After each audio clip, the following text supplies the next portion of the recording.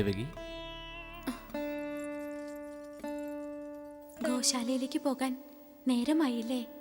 ഉദിച്ചിട്ട് എത്ര നാഴിക പിന്നിട്ടെന്ന വിചാരം? എന്ത് കിനാവായിരുന്നു ദേവിയുടെ ഉള്ളിൽ.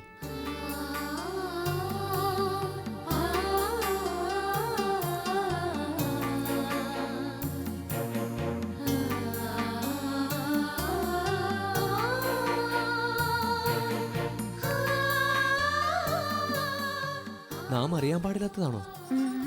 പിന്നെ അറിയില്ലേ, ഗർഗാചാര്യൻ ഇന്നാണ് അമ്പാടിയിൽ ചെല്ലുന്നത് ഉണ്ണികളുടെ നാമകരണത്തിന്. അറിയും. ഇപ്പോൾ നാം മറ്റൊന്നുകൂടി അറിയുന്നു. എന്ത് പേരായിരിക്കും കണ്ണനിടുക? അതോർത്തല്ലേ ദേവി നിന്നത്? അതെ, എന്തു പേരായിരിക്കും വിളിക്കുക? കണ്ണൻ. കണ്ണൻ എന്നല്ലേ ഇപ്പൊ വിളിക്കുന്നത്? അത് തന്നെ മതിയല്ലേ? പക്ഷേ ദേവിയുടെ മനസ്സിലും ഒരു പേരുള്ളതുപോലെ.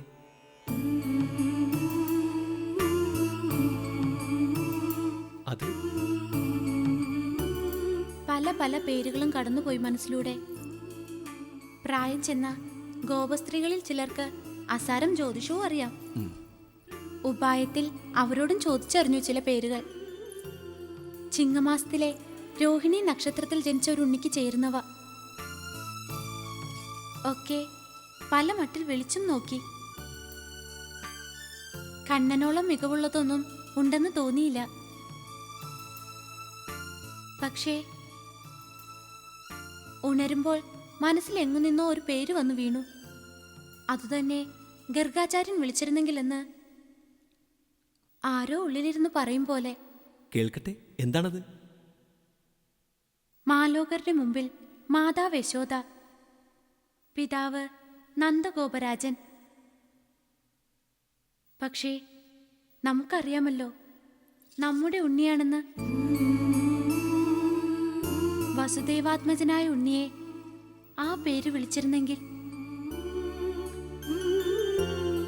വാസുദേവൻ.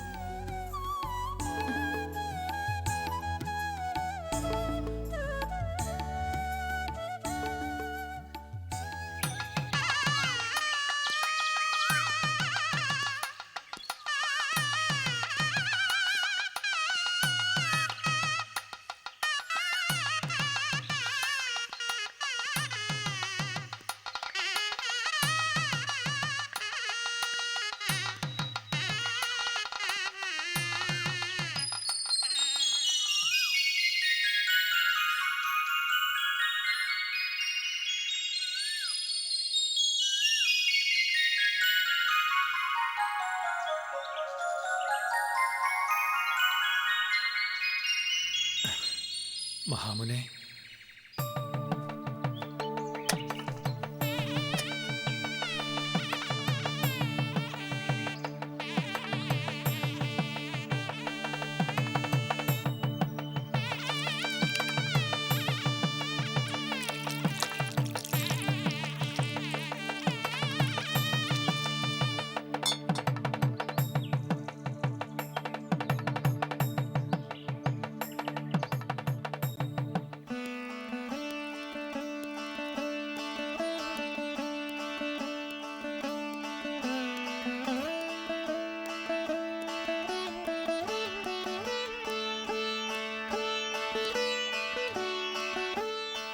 ഗർഗമഹാമുനെ അങ്ങ് ഉപവിഷ്ടനായാലും മഹർഷിവര്യ അങ്ങും.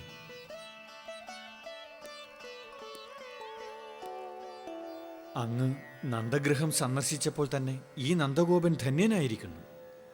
അങ്ങയെപ്പോലുള്ള ദിവ്യാത്മാക്കളുടെ പാദസ്പർശം കൊണ്ട് തന്നെ ആപത്തുകളെല്ലാം ഒഴിയുമല്ലോ. ഞാൻ ഏറെ ധന്യനായി മഹാമുനെ. കുഞ്ഞുങ്ങളുടെ നാമകരണ ചടങ്ങ് നടക്കുന്നു എന്നത് പുറത്താരും അറിഞ്ഞിട്ടില്ലല്ലോ?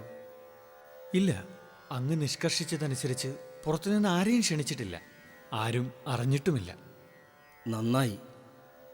ഇവിടെ ഗർഗമുനി വന്ന് 2 പുത്രന്മാർക്ക് നാമകരണം ചെയ്തു എന്ന് കംസൻ അറിഞ്ഞാൽ അത് കംസനിൽ കടുത്ത സംശയമുളവാക്കാൻ സാധ്യതയുണ്ട്.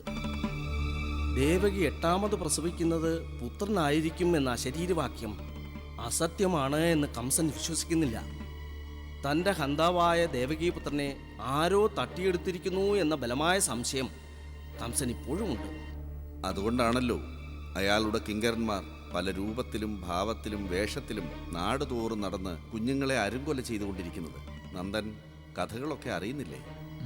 അറിയുന്നുണ്ട് മഹാമുനെ.